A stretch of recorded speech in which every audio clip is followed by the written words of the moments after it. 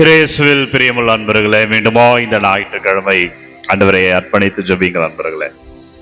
வல்லமையான இறை கிருபையில நாம் வாழ்வோம் என்ற நம்பிக்கையில முழுமையாய் அர்ப்பணித்து ஜெபிப்போம். இதோ ஆராதனை ஞாயிற்றுக்கிழமைக்காய் நன்றி அப்பா என்று சொல்வோம்.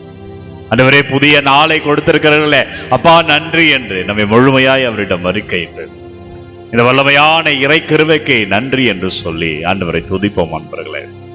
இறை வார்த்தை இன்றைய நாளுக்குரிய இறை வார்த்தையாக எரேமியா புத்தகம் 1வது அதிகாரம் 5வது வார்த்தை, தாயின் கருவிலே உருவாகும் முன்பே நம்மை அறிந்தவர். அன்பர்களே, நம்ம ஆண்டவருக்கு சொந்தமானவர்கள். நாம் உருவாகும் முன்பே நம்மை அறிந்திருக்கிறார். அப்போ ஆண்டவருக்கு நம்மள எவ்வளவு தெரியும்னு பார்த்துக்கோங்க. ஆண்டவர் நம்ம எந்த அளவுக்கு புரிந்து வைத்திருக்கிறார்னு பார்த்துக்கோங்க. திரும்பி அவரிடம் சொல்லுகிற பொழுது எவ்வளோ ஆற்றலை, எவ்வளோ வல்லமையை, எவ்வளோ நிறைவை நாம் பெறுவோம் என்று நினைங்கள் அன்பர்களே. எனவே ஆண்டவர் நம்மை அறிந்திருக்கிறார். நாம் உருவாகும் முன்பே அறிந்தவர் நம் கடவுள். தொடர்ந்து வாசிக்கிறேன், நாம் பிறக்கும் முன்பே நம்மை திருநிலைப்படுத்தியவர். இந்த பணிக்கென்று நம்மை அழைத்திருக்கிறார். நீங்க குடும்ப வாழ்க்கையில் இருக்கிறீங்களா?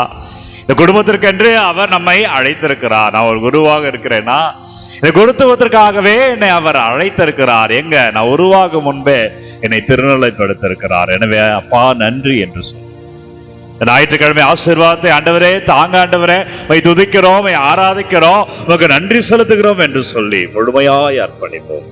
இது அற்புதமான வல்லமையான தருணத்துல ஆண்டவர் நம்ம ஒவ்வொருவரையும் நிறைவாக ஆசீர்வதிப்பாராக. இன்றைய நாளுக்குரிய மைய சிந்தனை அன்பர்களே, இன்னைக்கு ஞாயிற்றுக்கிழமை யோவான் நற்செய்தி 10வது அதிகாரம் 27 to 30 வரை உள்ள இறைவார்த்தையை தியானிக்கிற பொழுது ஒரே சிந்தனை தான். நாம் அனைவரும் ஆண்டவருக்கு சொந்தமானவர்கள்.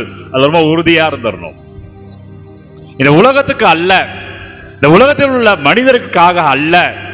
யாருக்கு சொந்தமானவர்கள் என்றால் நம் அனைவருமே கடவுளுக்கு சொந்தமானவர்கள். ஏன் இந்த சிந்தனை நம் ஆழம் கொண்டிருக்க வேண்டும் என்றால், அப்பொழுதுதான் இந்த உலகத்தில் வருகிற இன்னல்கள், இந்த உலகத்தில் சவால்கள் வரும், இன்னல்கள் வரும், தடைகள் வரும், எதுவாக இருந்தாலும் அவர் துணை கொண்டு அதை எதிர்க்க முடியும் அன்பர்களே. அவர் நம்மோடு இருக்கிறார் என்பதை உணர்கிற இடம் எங்கே என்றால் நாம் அவருக்கு சொந்தமானவர்கள் என்பதை உணர்கிற பொழுதுதான். உங்களுக்கு சொந்தமான ஒரு காரோ ஒரு பைக்கோ நீங்கள் எவ்வளவு பாதுகாப்பீர்கள்? உங்களுக்கு சொந்தமான ஒரு வீட்டை நீங்கள் எவ்வளவு பாதுகாத்து வைப்பீர்கள்? அப்பொழுது மனிதர்களாக நாமே நமக்கு ஒரு பொருள் சொந்தம் என்றால் அதை அவ்வளவு பாதுகாப்பாக சுத்தமாக அதற்கு எது நல்லதோ அதை வைத்து நாம் பாதுகாக்கிற பொழுது ஆண்டவருக்கு சொந்தமான நம்மை அவர் விட்டு விடுவாரா? ஆண்டவருக்கு சொந்தமான நம்மை அவர் கைவிட்டு விடுவாரா? எனவே அன்பர்களே, இந்த ஆண்டவரை உணர்ந்து கொள்ளணும். அவருக்கு சொந்தமானவர்கள் என்பதை நாம் உணர்ந்து கொண்டாலே போதும், எந்த சூழ்நிலையும் தாங்கி வாழலாம். அதுதான் இன்றைக்கு முதல் வாசகம் அன்பர்களே. இன்றைக்கு முதல் வாசகம் திருத்துதல் பணிகள் புத்தகத்தில் 13வது அதிகாரம் 14வது வார்த்தை மற்றும் 43 to 52 வரை உள்ள இறை வார்த்தையில ஆண்டவர் பெயரால் எங்கெல்லாம் சொல்லுகிறார்களோ, இயேசுவினுடைய உயிர்ப்பிற்கு பிறகு, விண்ணேற்றத்திற்கு பிறகு இவர்கள் என்னவெல்லாம் இயேசுவின் பெயரால் செய்கிறார்களோ அங்கெல்லாம் எதிர்ப்புகள் தான், இன்னல்கள் தான். ஆனாலும் மகிழ்ச்சியாகவே இருந்தார்கள். எப்படி இவர்கள் எதிர்ப்புகளை சம்பாதிக்கிறார்கள்? எப்படி மகிழ்ச்சியா இருக்கிறார்கள்? பவுலடிகிறார் சிறையில் இருக்கிறார். சிறையில் இருக்கிற பொழுது கூட திருமடலை எழுதுகிறாரு. எப்படி எப்பொழுது மகிழ்ச்சியா இருக்கின்ற வார்த்தையை எப்படி அவர் ஜெயிலிலிருந்து எழுத முடியும்? இன்றைக்கு நற்செய்தி முதல் வாசகத்துல, இன்றைய முதல் வாசகத்துல அவர்கள் இறைப்பணிக்காய் செல்லுகிறார்கள், இயேசுவை பற்றி அறிவிக்கிறார்கள். அப்பொழுது இன்னல்கள், இடையூறுகள். ஆனால் எப்படி இவர்கள் மகிழ்ந்திருந்தார்கள் என்றால், பிரியமானவர்களே, அது காரணம் என்னவென்றால் அன்பர்களே, அவர்கள் ஆண்டவருக்கு சொந்தமானவர்கள் என்பதை உணர்ந்தார்கள்.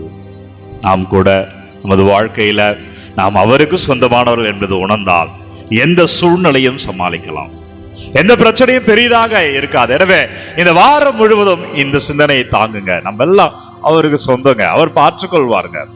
நம்ம செய்ய வேண்டியதெல்லாம் அவர்கிட்ட போய் முறையிடணும். அவர் நம்ம வெளியில போகும்போதெல்லாம் அப்பா நான் போறேன், என் கூட வாங்க என்று அவரை அழைத்து செல்லணும்.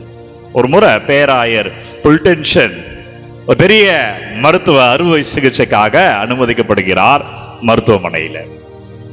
உயிருக்கு ஆபத்தான ஒரு சிகிச்சை, ஒரு ஆபரேஷன் அவருக்கு நடைபெறுகிறது. எல்லோரும் பயந்து இருந்தார்கள், அவர் உயிருக்கு ஏதாவது நேரிடுமோ என்று.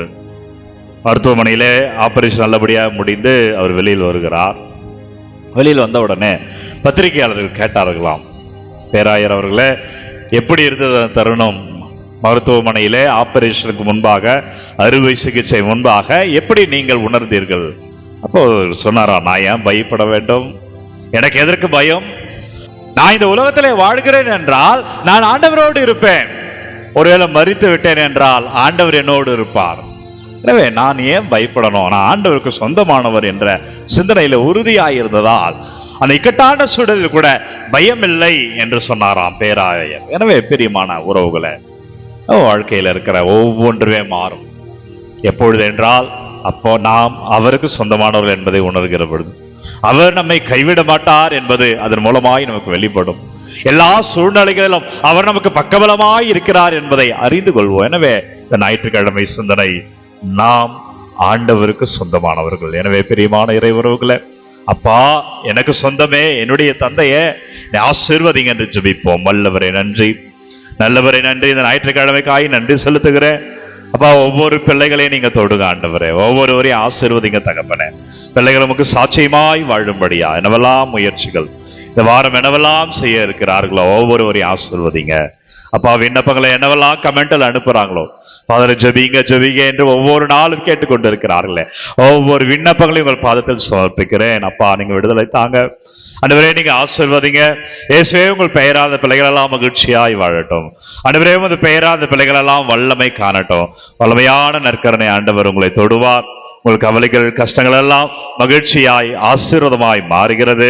வல்லமையான நற்கருணை ஆண்டவர் இன்றைக்கு ஆசீர்வதிக்கிறார். சந்தோஷமா இருங்க, நல்லதே நடக்கும். இந்த ஞாயிற்றுக்கிழமை ஒரு மகிழ்ச்சியின் ஞாயிறாக இருக்கும் அன்பர்களே.